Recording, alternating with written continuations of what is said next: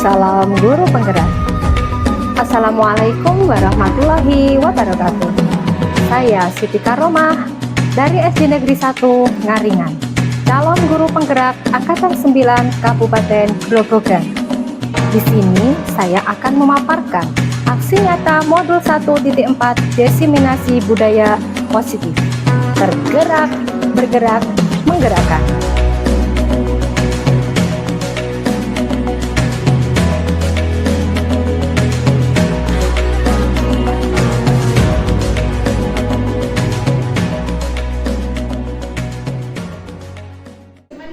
Budaya Positif Modul 1.4 oleh Ibu Siti Karomah, Sarjana Pendidikan, calon guru penggerak Angkatan 9 Kabupaten Grobogan.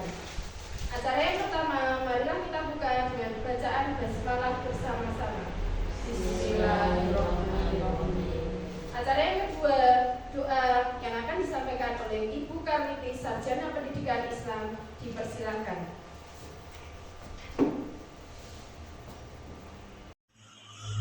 Assalamualaikum warahmatullahi wabarakatuh. Bapak Ibu yang saya hormati, marilah kita berdoa bersama-sama agar acara pada pagi hari ini bisa berjalan lancar, tiada suatu halangan apapun. Berdoa mulai.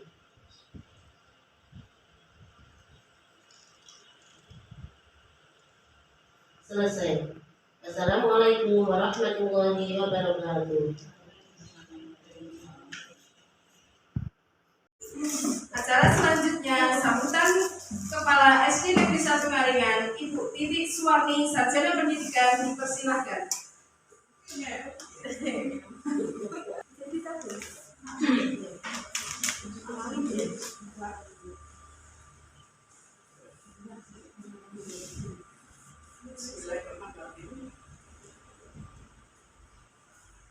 Assalamualaikum warahmatullahi wabarakatuh. Waalaikumsalam warahmatullahi wabarakatuh. Yang saya hormati Ibu Siti Karomah, Sarjana Pendidikan selaku calon guru penggerak yang pada siang hari ini mengadakan diseminasi tentang budaya positif. Yang saya hormati Bapak Ibu Guru SD Negeri 1 Ngaringan, yang saya hormati tenaga kependidikan SD Negeri 1 Ngaringan. Marilah kita panjatkan puji syukur kehadirat Allah Subhanahu wa Ta'ala, karena pada siang hari ini kita mendapatkan rahmat, hidayah, taufik serta inayahnya sehingga bisa berkumpul di ruangan kelas SD Negeri 1 Ngaringan dalam keadaan sehat walafiat. Bapak Ibu yang saya hormati, pada kesempatan siang hari ini Ibu guru kita, Ibu Siti Karomah, Sarjana Pendidikan, akan mengadakan diseminasi yaitu tentang budaya positif. Perlu diketahui Bapak Ibu semuanya, budaya positif itu sangat baik sekali, merupakan paradigma pendidikan yang merubah pendidikan menjadi lebih baik. Tentunya tidak semudah yang kita bayangkan. Untuk melaksanakan budaya positif ini harus diawali dengan disiplin positif dulu. Marilah Bapak Ibu kita laksanakan disiplin positif pada diri kita masing-masing dulu, agar terciptalah sebuah budaya yang disiplin. Pembiasaan disiplin akan menghasilkan budaya. Sebuah budaya disiplin akan mewujudkan yaitu profil pelajar Pancasila yang menjadikan cita-cita kita yaitu pendidikan kurikulum merdeka. Untuk mewujudkan budaya positif ini harus mendapat beberapa dukungan. Yang pertama yaitu dari dukungan kepala sekolah, guru, penjaga sekolah. Kita harus bisa menjadi model, contoh kepada peserta didik kita di kelas dan di lingkungan sekolah. Setelah itu, peran utama atau dukungan dari orang tua dan wali murid. Orang tua dan wali murid harus bisa memberi contoh kepada putra-putrinya, kepada siswa berada di rumah dan di lingkungan masyarakat. Untuk yang ketiga yaitu adanya kerjasama bahu-membahu dari murid ke murid atau dari murid dan murid. Murid dan murid harus bisa mewujudkan suatu keyakinan kelas, di mana keyakinan kelas itu harus mendapatkan kesepakatan dan konsekuensinya harus dilaksanakan dengan penuh tanggung jawab. Kalau dari kita sudah, dari orang tua sudah melaksanakan budaya positif, maka anak-anak pun akan mengikuti kita dengan pembiasaan di rumah, di sekolah, akhirnya di masyarakat pun anak-anak akan terbiasa dengan budaya positif. Tanpa kerjasama, tanpa bahu-membahu, maka tidak akan terwujud angan-angan kita, yaitu untuk mewujudkan budaya sekolah kepada terwujudnya profil pelajar Pancasila. Saya selaku kepala sekolah mendorong Bapak Ibu, mari kita kerjasama, khususnya kepada guru penggerak. Marilah Ibu penggerak, Bu Siti Karomah sebagai guru penggerak, mengajak, mendorong, memotivasi rekan-rekan guru agar dapat menjadi teladan kepada siswa-siswi kita, teladan budaya yang positif. Seorang guru penggerak harus bisa menggerakkan, memberi motivasi kepada rekan-rekan guru, harus bisa berkreatif, berinovatif, yang berpihak pada siswa. Untuk budaya positif ini juga diperlukan suasana sekolah yang aman, menyenangkan, sehingga siswa merdeka untuk berpikir, berkreatif, dan memunculkan ide, sehingga pendidikan di sekolah lebih maju. Itu dari saya. Sekian. Wabillahi taufiq wal hidayah. Wassalamualaikum warahmatullahi wabarakatuh. Acara selanjutnya pemaparan materi budaya positif oleh calon guru penggerak Angkatan 9 Bu Siti Karomah, Sarjana Pendidikan, dipersilakan. Bismillahirrahmanirrahim. Assalamualaikum warahmatullahi wabarakatuh. Waalaikumsalam warahmatullahi wabarakatuh. Yang terhormat Ibu Kepala SD Negeri Samungaringan, Ibu Didi Suwani, Sarjana Pendidikan. Yang saya hormati Bapak Ibu Guru SD Negeri Samungaringan serta tenaga kependidikan. Marilah kita bersama memanjatkan yang telah melimpahkan rahmat hidayah dan inayahnya kepada kita semua, sehingga pada hari ini kita bisa berkumpul dalam acara diseminasi budaya positif. Semoga nanti bisa menjadikan ilmu yang bermanfaat untuk kita semua. Salawat dan salam kami haturkan kepada Nabi Muhammad Nabi besar Sallallahu Alaihi Wasallam yang senantiasa kita nantikan syafaatnya di yaumul kiamat nantinya. Amin amin ya rabbal alamin. Di sini saya menyampaikan untuk diseminasi budaya positif. Yang pertama, saya melaksanakan tugas di modul 1.4 pada calon guru penggerak angkatan 9. Bahwasanya ini nanti saya sebagai calon guru penggerak bisa mengimplementasikan budaya positif kepada Bapak Ibu guru dan murid warga sekolah di SD Negeri 1 Maringan. Untuk materinya ini nanti menyebarkan pemahaman dan penerapan pengalaman budaya positif. Mari Bapak Ibu guru.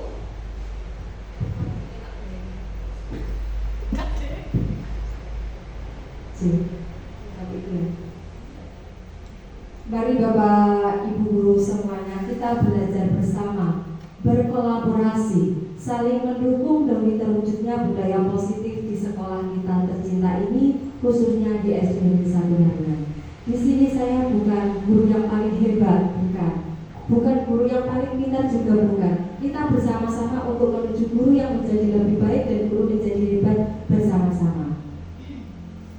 Untuk kegiatan diseminasi budaya positif sudah pembukaan, doa sambutan, yang kegiatan ini saya sendiri. Di sini tujuannya untuk membangun budaya positif di sekolah dengan menumbuhkan karakter pada murid. Untuk topiknya di diseminasi budaya positif ini, yang pertama, kita nanti belajar bersama perubahan paradigma belajar, disiplin positif, teori kontrol, motivasi perilaku manusia, hukuman dan penghargaan, kebutuhan dasar manusia, posisi kontrol guru, keyakinan kelas, dan segitiga restitusi. Pastinya Bapak Ibu guru sudah pernah mendengar topik-topik yang seperti ini. Pernah Bapak Ibu mendengar atau baru pertama kali ini? Baru pertama kali ini. Ya, terima kasih. Kita dengan belajar hal-hal yang baru ini nanti kita akan memberikan dampak yang lebih positif kepada SD kita. Pendidikan adalah menuntun. Ini adalah dari filosofi Ki Hajar Dewantara. Pendidikan adalah menuntun. Menuntun di sini menuntun segala kodrat yang ada pada anak agar mereka mencapai keselamatan dan kebahagiaan setinggi-tingginya. Pendidikan menghamba pada murid. Di sini pendidikan haruslah berpihak kepada murid sesuai dengan minat, bakat, dan kemampuan pada anak. Guru itu ibarat petani. Sekolah itu ibarat lahan dan murid ibarat benih. Petani hanya bisa menuntun tumbuhnya benih dan merawatnya. Marilah bersama Bapak Ibu, ya, kita bersama mengamati dan merenungkan lingkungan sekolah kita pada saat ini. Bagaimana suasananya, bagaimana murid-murid kita saling berinteraksi, dan bagaimana guru saling bertegur sapa, bagaimana guru menyapa murid, dan bagaimana guru menyelesaikan suatu permasalahan atau konflik antar murid. Suasana atau budaya yang berkembang di sekolah saat ini secara tidak langsung menjadi cermin dari tujuan mulia atau nilai-nilai yang sekolah atau institusi dianut yakini selama ini. Untuk itulah mari kita bersama untuk menciptakan lingkungan positif agar terbentuk suatu budaya positif, suatu proses perjalanan pendidikan yang harus kita jalani. Bapak Ibu guru, kita adalah sebagai pendidik. Kita merupakan tanggung jawab sebagai pemimpin pembelajaran. Suatu lingkungan yang aman dan memberikan murid kesempatan dan kebebasan untuk berproses, membuat kesalahan, belajar lagi sehingga mampu menerima dan menyerapkan suatu pembelajaran. Lingkungan yang positif itu sangat diperlukan agar pembelajaran yang terjadi pembelajaran yang berpihak pada murid. Apa yang disampaikan kepada tadi beliau Ibu Titi, bahwasanya kita adalah sebagai pendidik kita harus bisa membuat pembelajaran yang berpihak pada murid sebagaimana tertuang dalam proses standar pendidikan nasional pasal 12. Pelaksanaan pembelajaran yang di sini dimaksud itu pembelajaran dalam suasana interaktif, inspiratif, menyenangkan, menantang, memotivasi peserta didik untuk berpartisipasi aktif dan memberikan ruang yang cukup bagi prakarsa, kreativitas, kemandirian sesuai dengan bakat, minat, dan perkembangan fisik serta psikologis peserta didik. Nah, di sini nanti di dalam diseminasi budaya positif, yang pertama kita nanti akan belajar bersama tentang perubahan paradigma belajar, disiplin positif, nilai-nilai kebajikan, kebutuhan dasar manusia, motivasi perilaku manusia, posisi kontrol guru, keyakinan kelas, dan segitiga restitusi. Nah, kita sekarang miskonsepsi tentang teori kontrol. Ilustrasi guru mengontrol murid, ilusi bahwa semua penguatan positif efektif itu sangat bermanfaat, dan ilusi bahwa kritik dan membuat orang merasa bersalah itu dapat menguatkan karakter. Ilusi bahwa dewasa memiliki hak untuk memaksa. Nah, mengubah paradigma stimulus respon ke pendekatan ke teori kontrol itu, stimulus respon dan teori kontrolnya. Oke. Nah, kita sekarang ke pembelajaran dengan paradigma baru. Pembelajaran dengan paradigma baru itu merupakan pembelajaran yang dirancang berdasarkan prinsip pembelajaran berdiferensiasi, sehingga para peserta didik belajar itu sesuai kebutuhannya berdasarkan tahap perkembangan sosial, teori psikologi modern untuk mewujudkan profil pelajar Pancasila. Bapak Ibu guru pastinya sudah paham dan mengetahui apa profil pelajar Pancasila. Ada berapa dimensi Bapak Ibu? Ada berapa Bapak Ibu? Ada 6 dimensi profil pelajar Pancasila. Yang pertama, Beriman bertakwa kepada Tuhan Yang Maha Esa beriman dan berakhlak bertakwa mulia. kepada Tuhan Yang Maha Esa dan berakhlak mulia. Yang kedua, Berpikiran keluar. ketiga, Bergotong royong. royong. Yang keempat, Mandiri. kelima, dan yang terakhir. Ya, Kreatif. pastinya tidak hanya Bapak Ibu guru yang sudah paham dan sudah tahu, tapi pastinya semua murid peserta didik kita sudah paham dan mengetahui 6 dimensi profil pelajar Pancasila. Mari kita Bapak Ibu guru untuk berdiri sejenak, kita menyanyikan bersama profil pelajar Pancasila. Biar kita tidak sepanjang Bapak Ibu dan kita santai saja. Kita belajar bersama, berkolaborasi, tidak ada yang sepanjang, kita santai saja. Karena sebagai pendidik kita harus membuat pembelajaran yang menyenangkan, kreatif, inovatif supaya anak didik kita itu lebih tambah semangatnya, tambah senang. Kita harus berkreatif dan berinovatif. Ya, kita mulai ya. 1, 2, 3. Belajar Pancasila, beriman dan bertakwa pada Tuhan Yang Esa dan berakhlak mulia, berkebinekaan global, gotong royong mandiri, kreatif dan bernalar kritis. Oke, tepuk tangan untuk semuanya Bapak Ibu. Silakan duduk kembali, terima kasih. Masih semangat ya Bapak Ibu? Masih semangat, tidak ada yang mengantuk ya? Mengantuk. Nah, di sini disiplin positif. Disiplin berasal dari kata disiplina yang berarti berlatih dalam kegiatan belajar mengajar. Mungkin Bapak Ibu guru ada mempunyai arti lain dari kata disiplin. Apa itu disiplin?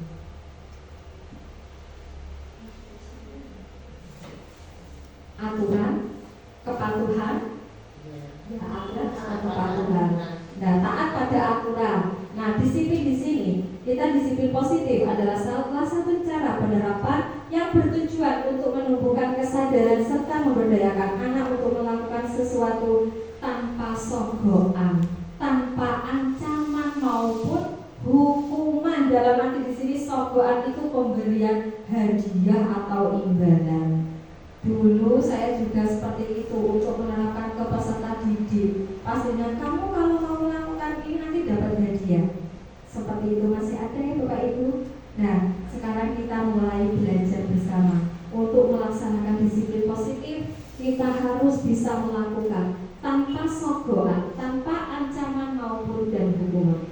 Sebagai pendidik, tujuan kita adalah menciptakan peserta didik yang memiliki disiplin diri sehingga mereka berperilaku mengacu pada nilai-nilai kebajikan universal dan memiliki motivasi intrinsik dalam perubahan perilaku yang lebih baik. Nah, di sini dalam nilai-nilai kebajikan, contoh nilai kebajikan itu kita mengacu mewujudkan kepada profil pelajar Pancasila. Di sini tadi ada 6 dimensi, bahwasannya profil pelajar Pancasila beriman bertakwa pada Tuhan Yang Maha Esa dan berakhlak mulia. Dalam dimensi ini di dalam SD kita sudah melakukan pembiasaan baik di dimensi ini. Alhamdulillah ya Bapak Ibu sudah menerapkan setiap paginya kita pembiasaan Asmaul Husna, ada sholat berjamaah itu di luar sekolah, sholat duha. Di dalam kelas pun juga ada berakhlak mulia masih ya. Apa saja Bapak Ibu kalau di dalam kelas? Sebelum dan sesudah melaksanakan apa? Doa bersama, penanaman karakternya ini. Untuk dimensi yang kedua, kita berkebinekaan global, berwawasan global, bergotong royong, mandiri, bernalar kritis, kreatif. Nah, motivasi perilaku manusia menurut Diana Gosen ini ada 3. Yang pertama, melakukan untuk menghindari ketidaknyamanan hubungan seperti ini misalkan. Nanti kalau saya tidak melakukan itu, saya takut kalau dihukum. Saya takut kalau ada hukuman dari Bapak Ibu guru, saya merasa tidak nyaman. Yang kedua, untuk mendapatkan penghargaan. Saya ingin melakukan perbuatan itu, nanti saya akan mendapatkan penghargaan dan saya akan mendapat pujian dari orang lain. Seperti itulah itu motivasi ekstrinsik. Itu dihindari saja. Kita harus memunculkan motivasi diri kita untuk menjadi orang yang mereka inginkan dan menghargai diri sendiri dengan nilai-nilai yang mereka percaya. Misalkan ada kegiatan diklat, ada kegiatan seminar, webinar, ya semacam seperti itu Bapak Ibu guru. Jangan mengharapkan untuk mendapatkan penghargaan. Ini saya supaya itu pelatihan mendapat penghargaan, nanti saya mendapatkan sertifikat. Seperti saya guru penggerak, saya motivasi pertama itu bukan untuk mencari suatu sertifikat menjadi guru penggerak sertifikat itu yang terakhir, tapi yang pertama motivasi saya ingin menghargai diri sendiri untuk menjadi teladan kepada murid-murid bahwa saya sebagai pendidik itu bisa memberikan contoh yang terbaik, memberikan karakter-karakter dan penanaman kebiasaan-kebiasaan karakter pada murid tersebut. Mari Bapak Ibu semuanya ya, kita memotivasi perilaku manusia dari kita diri sendiri, dari motivasi intrinsik, bukan dari motivasi ekstrinsik ya, biar kita menjadi guru yang menjadi lebih baik. Nah, di sini apa hukuman, apa konsekuensi dan restitusi, perbedaannya di sini. Kalau hukuman itu sangat menyakitkan. Pasti anak didik pernah dulu waktu kita sekolah baik di SD SMP pernah melakukan itu ya. Saya dulu juga pernah seperti itu. Terlambat sekolah itu disuruh berbaris di halaman sekolah, terus mendapat hukuman untuk mengelilingi lapangan seperti itu. Itu namanya hukuman. Konsekuensi dan rencana disepakati sesuai aturan. Nah, murid itu tetap dibuat tidak nyaman dalam konsekuensi itu. Nah, dengan restitusinya kita bisa menciptakan kondisi bagi murid untuk memperbaiki kesalahan. Proses kolaboratif ini yang mengajarkan murid untuk mencari solusi sendiri.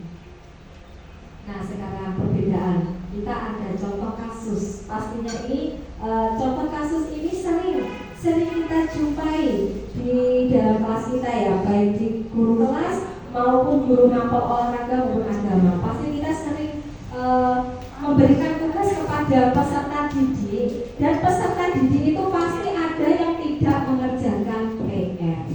Ada seperti itu Bapak Ibu? Ada ya. Nah, di sini kita bersama-sama. Guru menghukum siswa tersebut dengan hormat bendera 10 menit. Tapi alhamdulillah untuk sekolah kita tidak pernah menghukum seperti itu. Guru marah dan murid menjadi takut, marah-marah. Nah, kenapa kamu nggak bisa mengerjakan tugas? Nah, kita guru marah-marah, murid akhirnya merasa takut dengan guru bapak ibu gurunya itu. Nah, itu hukuman.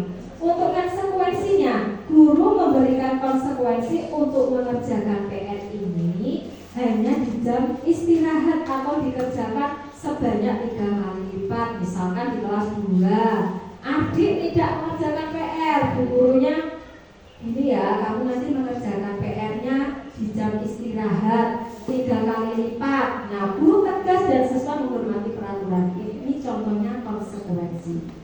Nah, di sini restitusinya, guru menanyakan keyakinan kelas dirinya dan membantu siswa menyelesaikan masalah. Guru terbuka dan siswa menghormati dirinya dan orang lain. Mari kita refleksi bersama Bapak Ibu, ini yang terbaik yang mana? Apakah kita sebagai guru penghukum atau memberikan konsekuensi atau restitusi? Kita bersama-sama untuk melakukan restitusi ya Bapak Ibu. Kita harus menanyakan dan membantu siswa dalam menyelesaikan masalah itu. Nah, di sini kita dihukum oleh penghargaan. Apa maksudnya di sini? Menurut Al-Fiqh, saat kita berulang kali menjanjikan hadiah, pastinya Bapak Ibu pernah menjanjikan hadiah. Besok kan nanti kalau dapat juara, nanti saya beri hadiah. Misalkan mendapatkan nilai ulangan 100, nanti akan saya beri hadiah. Dulu saya seperti ini, Bapak Ibu kelas 1 itu berlomba-lomba mengumpulkan stempel bintang. Nanti stempel bintang itu saya kumpulkan di akhir semester itu, saya hitung nanti yang mendapatkan bintang terbanyak nanti akan saya beri hadiah.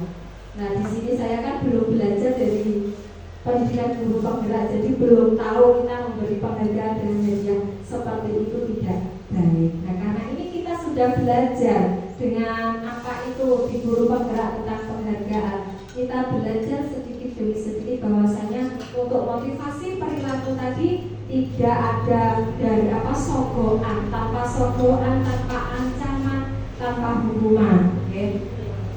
Saat kita berulang kali menjanjikan hadiah kepada anak-anak agar berperilaku bertanggung jawab, atau kepada seorang murid agar mempelajari sesuatu yang baru, atau kepada seorang karyawan agar melakukan pekerjaan yang berkualitas, kita sedang berasumsi mereka tidak dapat melakukannya atau mereka tidak akan memilih untuk melakukannya.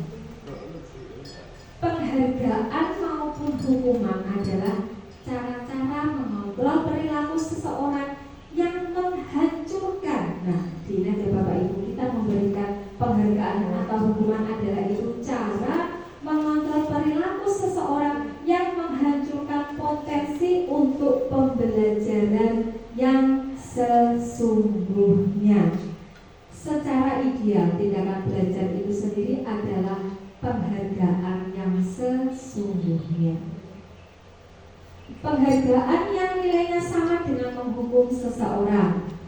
Pengaruhnya ini jangka panjang dan jangka pendek. Nah, di sini nanti ada penghargaan yang tidak efektif, penghargaan yang merusak hubungan, penghargaan mengurangi ketepatan, penghargaan yang menurunkan kualitas, penghargaan yang mematikan kreativitas, dan penghargaan yang menghukum.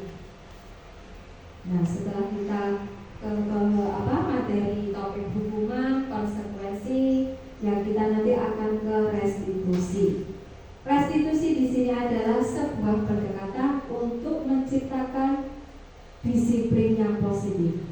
Ketika murid melakukan kesalahan, tindakan mana yang akan kita lakukan?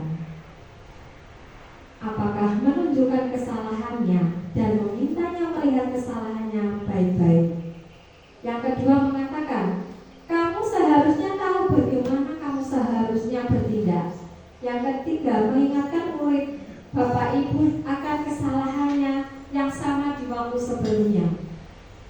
Bertanya kepada murid, kenapa kamu melakukan sesuatu yang seharusnya tidak kamu lakukan? Yang ketiga, yang terakhir mengkritik dan mengingatkannya. Mari kita merefleksi, apakah semuanya kita pernah melakukan tindakan seperti itu, Bapak Ibu? Pernah ya, saya juga pernah. Kita bersama-sama belajar sedikit demi sedikit untuk menjadi lebih baik. Nah, di sini restitusi kita bersama-sama nanti untuk proses menciptakan kondisi bagi murid untuk memperbaiki kesalahan mereka sehingga mereka bisa kembali pada kelompok mereka dengan karakter yang lebih kuat. Ciri-ciri restitusi di sini adalah bukan untuk menebus kesalahan, namun kita belajar dari kesalahan. Yang kedua, ciri-cirinya untuk memperbaiki hubungan. Yang ketiga, sebagai tawaran, bukan paksaan. Melakukan sesuatu untuk membuat disiplin, kita bukan untuk sebuah paksaan, itu bukan. Yang selanjutnya, sebagai menuntun untuk melihat ke dalam diri, untuk mencari kebutuhan dasar yang menjadi tindakan. Fokus pada karakter, bukan tindakan. Restitusi diri adalah cara yang paling baik. Restitusi menguatkan fokus pada solusi, mengembalikan murid yang berbuat salah pada kelompoknya. Nah, mari kita bersama, mungkin di dalam kelas itu Bapak Ibu guru maupun di pembelajaran mantau, pastinya itu anak-anak itu melakukan kesalahan semuanya. Oke Bapak Ibu.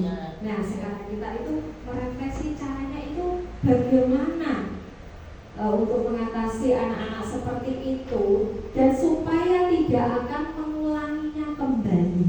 Nah, nanti kita akan bersama-sama memberikan contoh seperti itu. Yang pertama kita nanti untuk melakukan restitusi kepada anak-anak di dalam kelas. Yang pertama kita itu menstabilkan identitas. Nah, di sini nanti berdasarkan prinsip kesalahan adalah bagian dari proses pembelajaran. Bertindak itu salah, wajar. Tidak ada manusia yang sempurna. Ibu bapak juga pernah melakukan itu, dan kamu berhak juga merasakan seperti itu juga, merasakan kesalahan. Ya Bapak Ibu, semua orang itu pasti pernah berbuat salah. Tidak ada manusia yang sempurna. Yang kedua, dengan cara tahapan validasi tindakan yang salah. Berdasarkan prinsip ini berupaya untuk memenuhi suatu kebutuhan tertentu. Kamu pasti punya alasan mengapa melakukan hal itu. Padahal kamu bisa melakukan lebih buruk dari ini. Kamu pasti bangga karena telah melindungi sesuatu yang penting bagimu. Yang terakhir adalah menanyakan keyakinan. Prinsip teori ini bahwa dasarnya kita termotivasi secara intrinsik. Ya, tadi ada dua yang kita termotivasi, ada dua. Apa saja Bapak Ibu? Motivasi ekstrinsik dan intrinsik. Kalau ekstrinsik tadi apa motivasinya, dari mana? Dari luar. Ingin mendapatkan apa saja tadi Bapak Ibu? Hadiah, penghargaan, tidak melakukan tanpa ancaman, hukuman, sogoan. Kita harus menanyakan keyakinan kelas kita. Nilai-nilai apa yang telah disepakati bersama, seperti apa gambaran kelas ideal menurut kamu, dan kamu ingin menjadi orang yang seperti apa. Nah, sebelum kita melakukan restitusi, pastinya kita sudah membuat keyakinan atau kesepakatan kelas. Bapak Ibu guru yang saya hormati, sudah pernah tahu untuk keyakinan kesepakatan kelas itu apa? Belum tahu. Kelas 6 kelihatannya Bu Ida pernah ya? Iya, pernah. Ya, bisa menceritakan sedikit Bu Ida untuk kesepakatan di kelas 6. Tidak apa-apa, kita belajar bersama. Kita belajar bersama nanti. Oh iya ya, ternyata masih kurang. belum sempurna. Kita koreksi tidak apa-apa, kita belajar bersama untuk menjadi yang lebih baik. Monggo Mbak Ida bisa menceritakan Bu Ida. Ya, mungkin Bu Ida bisa memberikan contoh keyakinan atau kesepakatan kelas yang sudah dibuat bersama muridnya di kelas 6.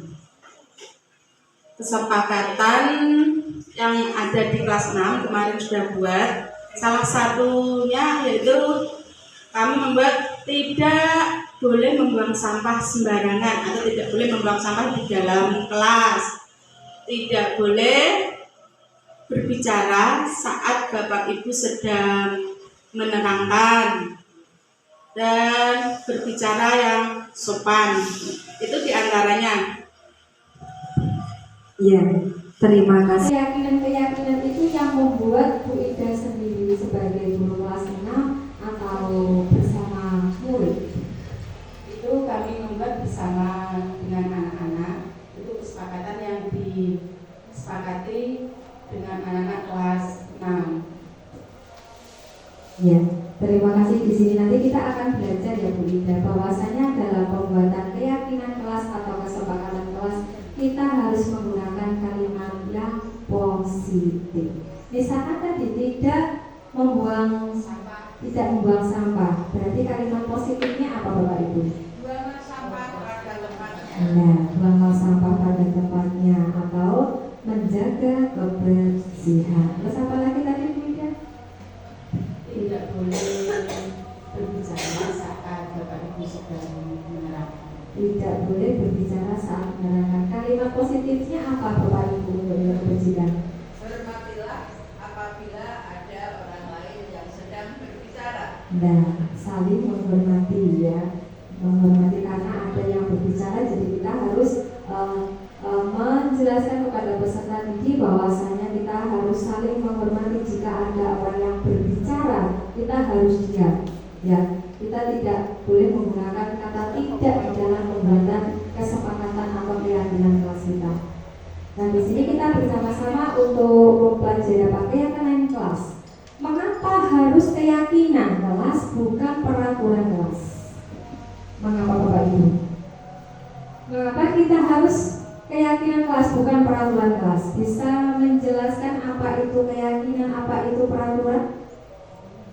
Kalau yakin itu berasal dari hati nurani.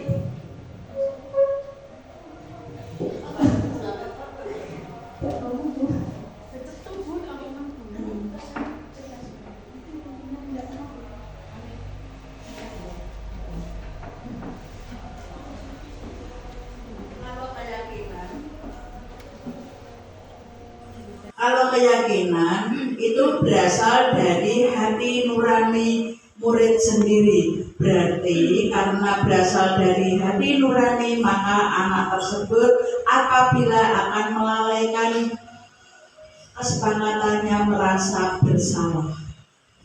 Terima kasih. Terima kasih Ibu Titi ya, bahwasanya keyakinan itu berdasarkan dari hatinya murid sendiri, dari dalam hati sendiri, bahwasanya itu murid sudah mempunyai motivasi yang dari dalam diri sendiri, motivasi intrinsik, keyakinan kelas itu. Dan aturan, tadi apa Ibu Titi untuk aturannya? Kalau aturan itu bisa dibuat orang lain sehingga kalau tidak melaksanakan maka dia bisa merasa tidak bersalah. Nah, terima kasih ya, betul sekali. Untuk peraturan itu bukan dari muridnya itu sendiri, tapi orang lain yang membuat peraturan itu. Nah, sekarang kita untuk membentukkan keyakinan kelas, bahwasanya itu harus bersifat abstrak dan pernyataan universal dalam pernyataan yang positif. Tadi yang sudah disampaikan kepada Bu Ida, dijelaskan contohnya yang kelas sudah membuat kesepakatan. Sedikit saja agar mudah diingat, sesuai dengan kondisi kelas atau sekolah sehingga mudah diterapkan. Semua warga sekolah dilibatkan saat pembuatan keyakinan kelas. Nah, di sini pastinya berbeda. Kondisi kelas 1, 2, 3, 4, 5, 6 pastinya itu sangat berbeda. Bolehkah sama Bapak Ibu keyakinan kelasnya? Boleh ada yang sama dan boleh tidak ada yang sama. Misalkan kelas rendah, kelas 1, 1, 2, 3 kan di kelas rendah ini hanya beberapa saja ya, seperti kelas 1 ini hanya 5. Mungkin kelas 4, 5, 6 bisa bertambah karena menyesuaikan dengan kondisinya murid tadi di dalam kelasnya seperti apa. Dan untuk pembuatan keyakinan kelas itu, ya yang pertama itu kita harus membuat kesepakatan dengan peserta didik. Tidak hanya Bapak Ibu sendiri yang membuat, kita menulis, kita pasangkan ke papan tulis. Seperti ini anak-anak, setuju tidak? Setuju, hanya menjawab tidak seperti itu. Misalkan boleh ya, boleh Bapak Ibu memberikan kertas, anak-anak bisa menuliskan kesepakatan kelas. Kita mau membuat kelas seperti apa yang nyaman. Kalau nyaman itu anak-anak nanti ingin seperti apa dengan temannya. Kita membuat bersama-sama. Dan perlu diingat Bapak Ibu, kesepakatan itu harus dibuat bersama murid, tidak gurunya sendiri. Dan itu nanti terus disepakati kepada anak-anak semuanya. Tidak Bapak Ibu guru sendiri yang menyepakati, tetapi bersama murid. Nah ini Ibu Ambar, guru wali kelas 2 di SD Pelita Hati, sedang bingung menghadapi ulah salah satu murid di kelasnya. Doni, beberapa anak di kelas 2 telah datang padanya dan mengeluhkan Doni itu seringkali meminta bekal makan siang mereka dengan paksa. Alhamdulillah murid kita gak ada ibu meminta-minta dengan paksa. Ini hanya contoh. Jika Bapak Ibu guru menghadapi seperti Ibu Ambar ini, apa yang akan panjenengan lakukan? Menurut panjenengan, kira-kira apa alasannya Doni melakukan hal itu? Bisa ada yang bisa menjawab Bapak Ibu? Mengapa Ibu Ambar ya akan melakukan seperti apa? Bagaimana Bapak Ibu?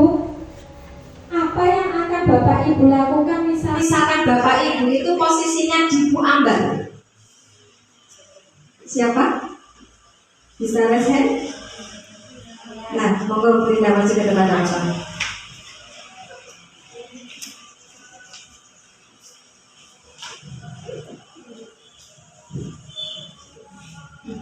Dari kasus yang telah disampaikan Bu Arum, menurut saya, jika saya jadi Bu Ambar, mungkin saya akan menanyai anak tersebut mengapa sampai dia minta bekal dengan paksa. Ya. Ada masalahkah dengan dia atau tidak? Bawa sakikah? Ya. Atau mungkin di rumah ibunya belum masak? Mungkin itu yang akan saya lakukan jika saya jadi Bu Ambar. Ya. Terima kasih. Ya, tepuk tangan untuk dia. Ya. Bahwasanya untuk posisinya Ibu Ambar itu kita harus melakukan pendekatan secara personal kepada anak tersebut. Ya. Kita tidak langsung marah-marah langsung kepada peserta didik. Kita pelan-pelan untuk menanyakan, jangan pakai apa, tidak boleh pakai nada yang tinggi. Kita secara halus, kenapa toh kamu kok bisa minta temannya? Kenapa apa belum sarapan, apa ibu belum masak, bisa menanyakan seperti itu. Nah di sini nanti kita akan topik kebutuhan dasar manusia. Kebutuhan dasar manusia adalah segala sesuatu yang kita lakukan untuk mendapatkan apa yang kita inginkan. Seperti dari yang melakukan, aku pengen itu. Nah, seluruh tindakan yang kita lakukan memiliki tujuan tertentu. Dan semua usaha baik yang kita lakukan adalah dalam rangka kebutuhan dasar kita terpenuhi dengan baik. Nah, di sini 5 kebutuhan dasar manusia ada 5. Yang pertama bertahan hidup. Bertahan hidup ini di sini adalah sandang, pangan, papan, makanan, pakaian, tempat tinggal. Atau di sini bertahan hidup adalah kebutuhan pokok kita. Yang kedua rasa kasih sayang dan rasa terima kasih. Yang ketiga penguasaan, kebebasan dan kesenangan.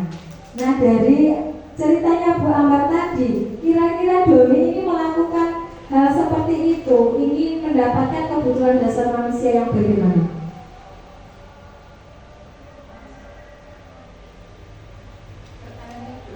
Bertahan hidup, ya. Karena ingin makan belum sarapan ya Ibu. Bertahan hidup, ingin mendapatkan kebutuhan dasar manusia, bertahan hidup, mendapatkan makanan, terus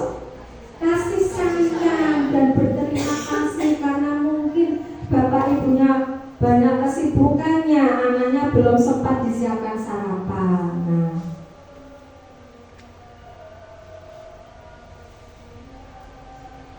Nah, sekarang kita ke 5 posisi kontrol. 5 posisi kontrol sebagai bunyi, kita nanti akan merefleksi. Yang pertama sebagai penghukum, pembuat merasa bersalah, teman, pemantau, dan manajer. Nah, sebagai penghukum, seorang penghukum itu bisa menggunakan hukuman fisik atau verbal dengan nada suara tinggi, bahasa tubuhnya melotot, dan jarinya menunjuk-nunjuk. Alhamdulillah untuk di posisi 1 ini tidak ada ya Ibu. Alhamdulillah. Yang kedua, pembuat rasa bersalah. Di posisi ini murid akan memiliki penilaian diri yang buruk tentang diri mereka. Murid merasa tidak berharga dan telah mengecewakan orang-orang yang disayanginya. Pembuat merasa bersalah, nadanya melas, halus, sedih, bahasa tubuh. Ini seperti ini Bapak Ibu. Misalkan ada kelas 6 yang saya lihat itu misalkan Revan itu mungkin selalu kurang tertib ya, tidak taat aturan. Revan, kamu kok melakukan seperti ini?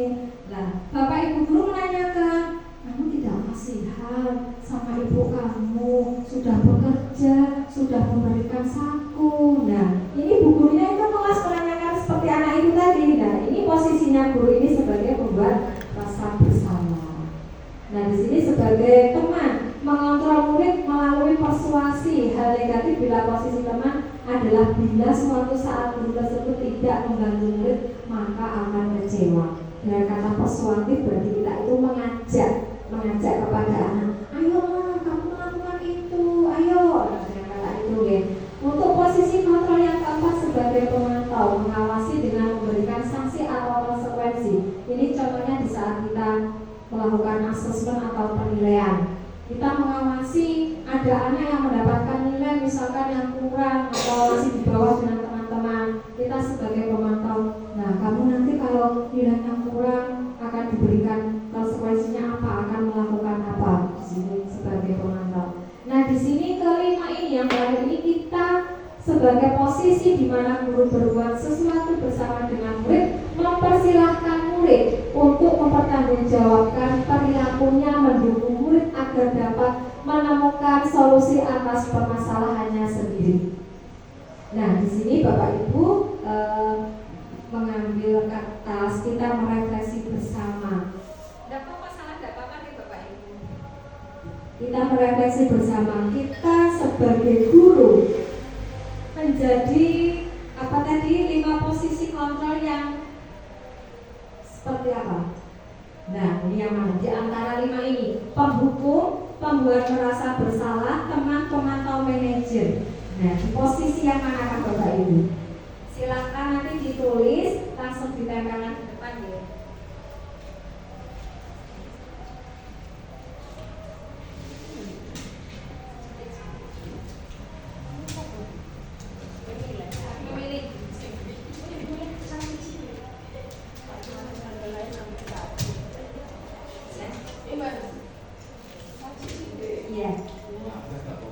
Pilih lebih dari satu nggak apa-apa. Mungkin oh iya dulu saya pernah menghukum murid saya untuk membersihkan sampah di belakang kelas.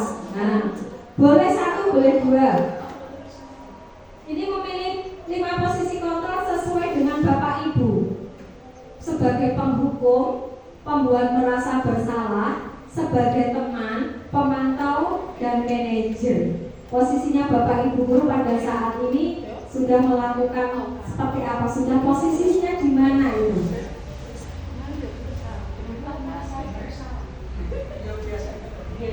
Tidak apa-apa, sesuai itu tidak apa-apa karena kita belum belajar, kita baru belajar. Nah, dengan belajar ini kita bersama-sama untuk menjadikan yang lebih baik. Silakan untuk ditempelkan ke depan.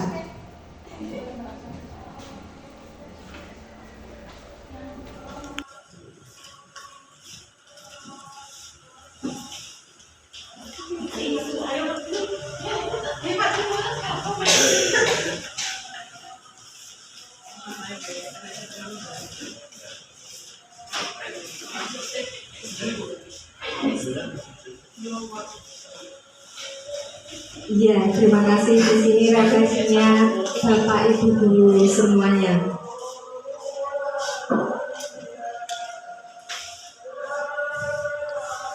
Ya, di sini ya merefleksi ada yang membuat merasa bersalah, ada sebagai teman, pemantau, dan penghukum. Nah, nanti setelah mempelajari bersama-sama ini, ya, 5 posisi kontrolnya ini menjadi lebih baik Bapak Ibu guru semuanya, dan agar bisa menjadi di posisi kontrol sebagai manajer. Kita bisa memecahkan masalah bersama muridnya. Nah, kita sebagai guru itu harus bisa mempersilahkan murid, mempertanggungjawabkan muridnya untuk mendukung murid agar dapat menemukan solusi atas permasalahannya sendiri. Nah, di sini sampai di sini mungkin Bapak Ibu ada pertanyaan akan dibantu oleh pembawa acara. Untuk pemaparan materi dari saya cukup. Terima kasih. Saya kembalikan kepada pembawa acara.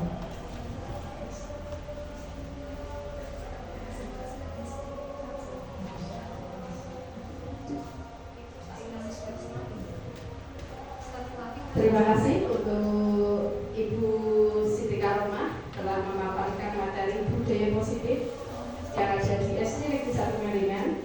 Sesi selanjutnya yaitu sesi tanya jawab. Jadi Bapak Ibu ada yang mau bertanya? Siapa? Silakan angkat tangan.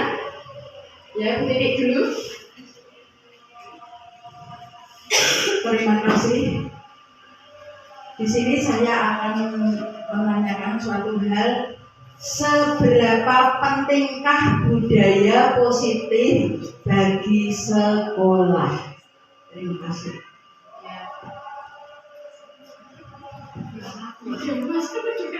Pertanyaan apa mau Bu Titik? Terima kasih untuk pertanyaan dari Bu Titik. Yang pertama, yang kedua, yang mau bertanya dipersilahkan. Monggo Bu Linda bisa maju ke depan. Terima kasih. Terima kasih atas waktunya. Yang ingin saya tanyakan, tadi kan ada berbagai macam karakter siswa. Untuk di kelas 2 yang saya aku itu kan banyak sekali murid-muridnya, banyak sekali kasus-kasus yang mungkin siswa tersebut lakukan di dalam kelas. Salah satunya yaitu salah satu siswa bernama Adi. Mungkin Bu Arum juga tahu sendiri bagaimana karakternya kalau di kelas. Siswa tersebut tidak dapat duduk dengan tenang jika guru menyampaikan materi. Dia aktif sekali muter-muter di dalam kelas. Dia mengganggu temannya yang sedang mendengarkan dan juga sedang menulis. Apabila didekati oleh gurunya, dia itu tidak mau mendengarkan, asik bermain sendiri. Yang ingin saya tanyakan, ini sebagai bahan diskusi, bukan pertanyaan, mungkin Bapak Ibu guru bisa memberikan masukan kepada saya bagaimana cara mengatasi anak tersebut jika saat pelajaran biar anak tersebut itu seperti teman-temannya mau mendengarkan, terus hasil ulangannya itu bisa baik, mau menulis. Mungkin hanya itu Bu yang bisa saya sampaikan pertanyaannya. Mohon untuk pembahasannya bagaimana cara mengatasi siswa tersebut. Terima kasih. Terima kasih untuk Bu Linda sudah memberikan pertanyaan. Selanjutnya ada pertanyaan lagi kepada Bu Intan, dipersilakan.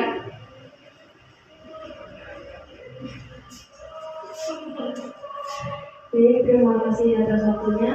Untuk pertanyaan saya, cara mengarahkan kesepakatan kelas itu sebaiknya harus bagaimana? Apa siswa harus semua mengikuti atau ada beberapa siswa tidak mengikuti? Terima kasih. Terima kasih untuk pertanyaan yang telah diberikan. Monggo kepada Bu Siti Karomah bisa untuk menjawab dari pertanyaan tersebut. Dipersilakan. Ya, terima kasih, pertanyaan yang sangat luar biasa dan istimewa bagi saya ya, sebagai calon guru penggerak ini. Saya akan mencoba menjawabnya. Bila ada kekurangan kurang sempurna, nanti mohon Ibu Siti selaku kepala sekolah untuk melengkapinya. Yang pertama, saya akan mencoba menjawab dari pertanyaannya Ibu Titi, seberapa pentingkah budaya positif ini?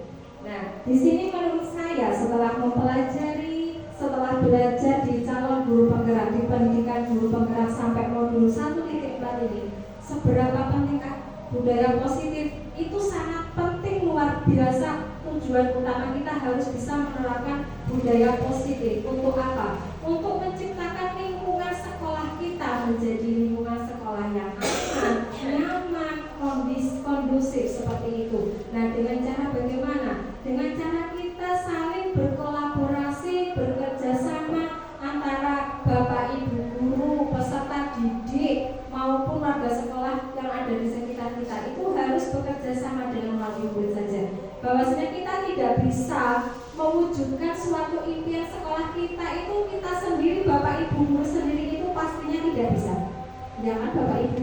Pasti kita harus bekerja sama dengan murid, dengan komite atau orang tua dan warga di sekitar kita itu untuk mewujudkan lingkungan. Dan seberapa pentingnya itu sangat penting, karena dengan menerapkan budaya positif ini, melakukan pembiasaan baik, itu nanti akan tersendirinya kita menanamkan karakter pada peserta didik dan akan menjadikan anak-anak ini sesuai tadi, mewujudkan profil pelajar Pancasila. Pastinya peserta didik ini tidak ada suatu paksaan, tidak ada suatu ancaman dan akan mendapatkan penghargaan tadi. Itu akan muncul sendirinya dengan intrinsiknya pada peserta didik. Kalau bisa mewujudkan, bisa menerapkan budaya disiplin positif tadi. Seberapa pentingkah itu yang sangat penting. Tujuan utama kita harus melakukan disiplin budaya positif. Berawal dari mana? Berawal dari kita sendiri dulu sebagai pendidik. Kita harus memberikan contoh yang terbaik, memberikan contoh perilaku dan menjadi guru itu sebagai tauladan. Apa yang filosofi Ki Hajar Dewantara pendidikan itu adalah menuntun. Kita sebagai pendidik harus bisa menuntun kepada peserta didik untuk mencapai kebahagiaan dan keselamatan segala kodrat pada. Seperti itu begitu jawaban dari saya. Iya. Iya, terima kasih. Untuk pertanyaan yang kedua tadi dari buku kelas 2 Ibu Linda. Ya begini Bu Linda, untuk contoh kasus yang ada di kelas 2 dari Mas Ardi itu bahwasanya sulit untuk ditangani. Selain itu tadi kita membuat kesepakatan kelas, ya kita harus melalui pendekatan personal. Seperti ini kemarin di kelas 1 itu ada kasus dari Ridwan, dari salah satu siswa itu. Ridwan itu tidak memperhatikan di saat pembelajaran. Nah, bagaimana sebagai guru pendidik itu untuk menyelesaikan masalah itu? Nah, ini monggo untuk dilihat dulu dan diikuti untuk video yang dari skenario kasus dari kelas 1. Di saat jam istirahat, Ridwan itu nampak asik sedang mencoret-coret tembok. Ya, ini menggambar balon seperti hiasan di kelas. Kira-kira tahu tidak mama sebagai guru yang karakteristik yang pertama kita itu harus menstabilkan identitas. Kamu gambar balon di tembok. Kira-kira kalau menggambar di tembok itu perbuatan yang salah atau tidak? Ya Bu, Mas Ridwan, sebetulnya setiap orang itu pernah berbuat salah. Ibu juga pernah berbuat salah, tetapi Mas Ridwan seharusnya tidak melakukan hal itu. Nah, inilah yang pertama Ridwan harus menstabilkan identitas bahwa manusia itu pasti pernah berbuat salah. Tetapi seorang siswa itu juga dengan seharusnya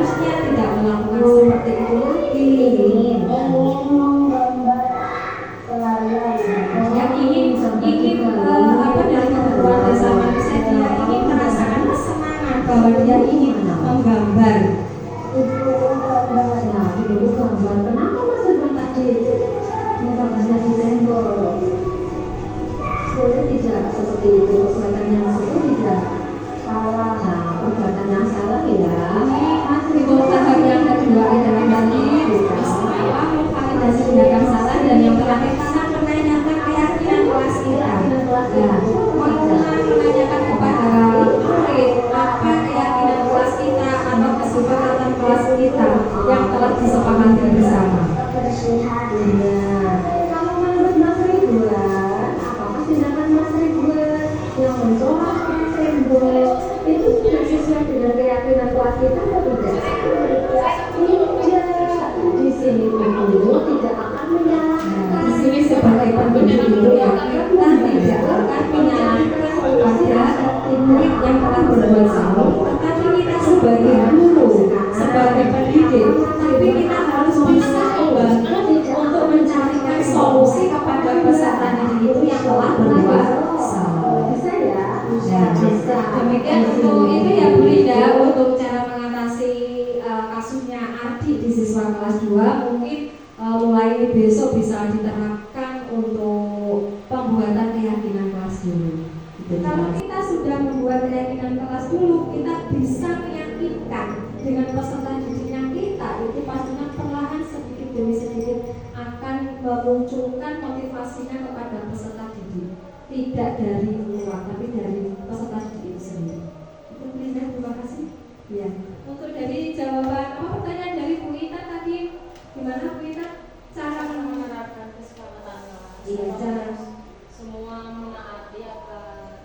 Oh ya, untuk keyakinan kelas di dalam kelas 3 ya, semuanya itu harus semuanya tidak 1, 2 atau 3 murid, tapi semuanya kita misalkan membuat selebaran kertas apa menuliskan itu tidak milih siswanya, misalkan absen 1 sampai 5 menulis kesepakatan kelas ini, membuat ini tidak, tetapi semuanya memberikan haknya, ya haknya pada murid kelas 3 ini akan membuat kesepakatan kelas. Dan setelah anak-anak kelas 3 menulis semuanya, sebagai guru Bu Ita bisa membacakan dan bisa dituliskan di papan tulis. Mungkin kesepakatan kelas itu nanti ada yang sama antara murid satu dengan yang lainnya, pastinya ada sama. Nah, setelah kita menyimpulkan kesepakatan kelas bersama yang apa yang dituliskan di kelas itu, nah sebagai guru kita harus membimbing dalam arti memantau ini kesepakatan kelas seperti ini, misalkan menjaga kebersihan. Nah,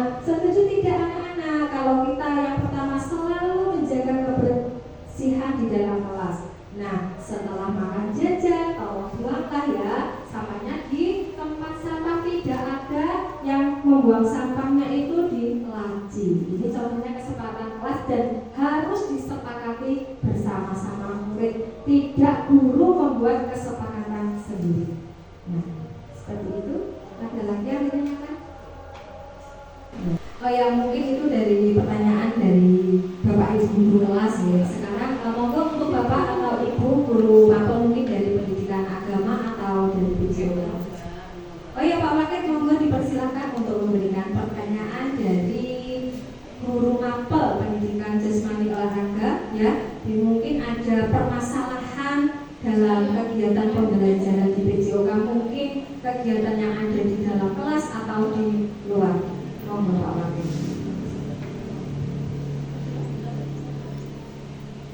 Ya, terima kasih atas waktu dan kesempatan yang telah diberikan.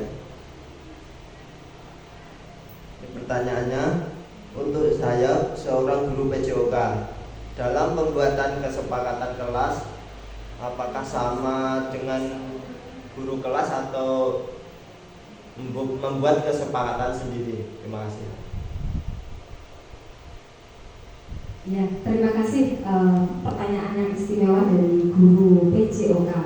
Ya, Pak Wakil di sini ya, karena kesepakatan kelas itu kan tadi dari Bu Ida tadi sudah menerapkan dari kelas 6 itu sudah membuat dan sudah menerapkan. Nah, di sini dari guru PJOK mungkin ada tambahan, mungkin di saat di luar kegiatan olahraganya mungkin di halaman kita membuat kesepakatan lagi, kan tidak sama dalam kegiatan pembelajaran di dalam kelas. kita di luar misalkan dalam kegiatan memberikan kesepakatan sebelum kita memulai kegiatan pembelajaran olahraga itu Pak Wakil bisa mengulang kembali kesepakatan kelas yang telah dibuat dan disepakati bersama di kelasnya masing-masing seperti itu. Nah, di saat pembelajaran di halaman mungkin ada kegiatan seperti halnya ada lari atau sepak bola, mungkin ditambahi peraturannya harus tertib dalam arti mengikuti kegiatan dari awal sampai akhir. Tidak ada ya kata tidak ya, misalnya tidak ada yang beli jajan, berarti tidak ada beli jajan itu dihilangkan, tetapi mengikuti kegiatan pembelajaran dari awal sampai akhir.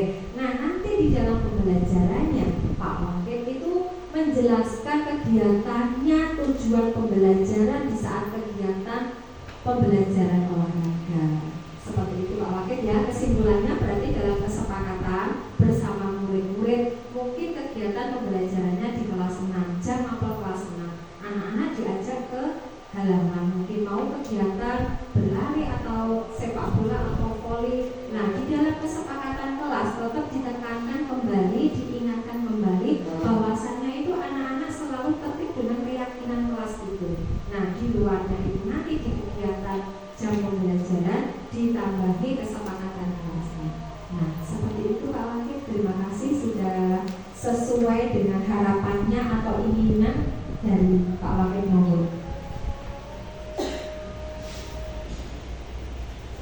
Ya, terima kasih baru sudah sesuai dan terima kasih. Demikian Bapak Ibu Guru SD Negeri 1 Ngaringan, yang jawaban saya mungkin kurang sesuai.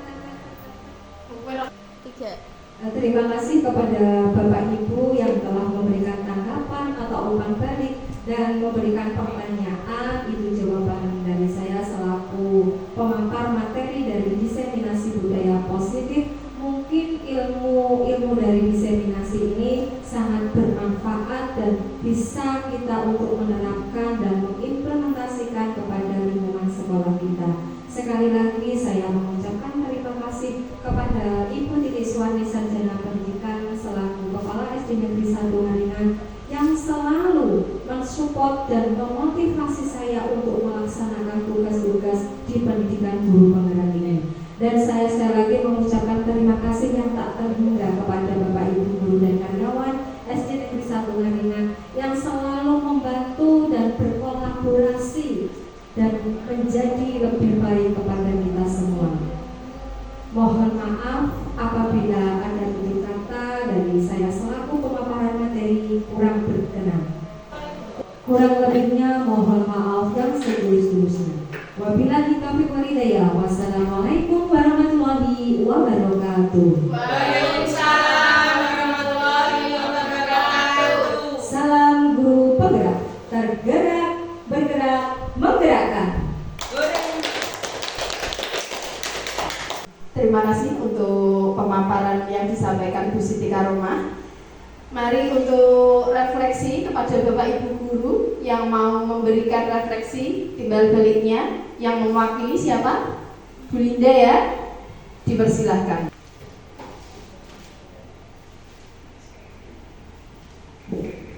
Terima kasih atas waktunya yang diberikan. Saya akan merefleksi sedikit dari pemaparan Ibu Siti Karomah. Setelah mengikuti diseminasi budaya positif oleh Ibu Siti Karomah SPD, calon guru penggerak angkatan 9 Kabupaten Grobogan, dapat menambah ilmu dan wawasan untuk menuju lingkungan sekolah yang interaktif, kondusif, dan berpihak pada murid dengan cara melalui pembiasaan-pembiasaan yang baik, menanamkan karakter sehingga mampu menuju ke sekolah yang dapat mewujudkan profil pelajar Pancasila. Dalam diseminasi ini, saya berkolaborasi untuk belajar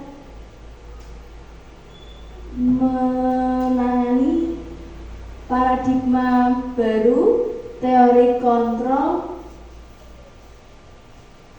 hukuman, konsekuensi, restitusi, dan posisi kontrol guru. Dengan mempelajari apa yang telah disampaikan oleh Ibu Siti Karomah, saya termotivasi dan juga terinspirasi. Semoga ilmu yang saya dapat dari diseminasi budaya positif ini dapat saya terapkan di sekolah SD Negeri 1 Ngaringan dan dapat mengimplementasikan kepada sekolah dan terutama dalam pembelajaran sehingga dapat terwujud paradigma yang baik, paradigma yang baru agar menjadi sekolah yang lebih baik lagi. Mungkin itu yang dapat saya sampaikan. Terima kasih. Terima kasih yang telah Bu Linda sampaikan, telah mewakili refleksi dari Bapak Ibu semuanya. Saya selaku pembawa acara akan menutup acara pada siang hari ini. Alhamdulillah semua berjalan dengan lancar. Marilah kita tutup dengan bacaan hamdalah bersama-sama. Alhamdulillah. Saya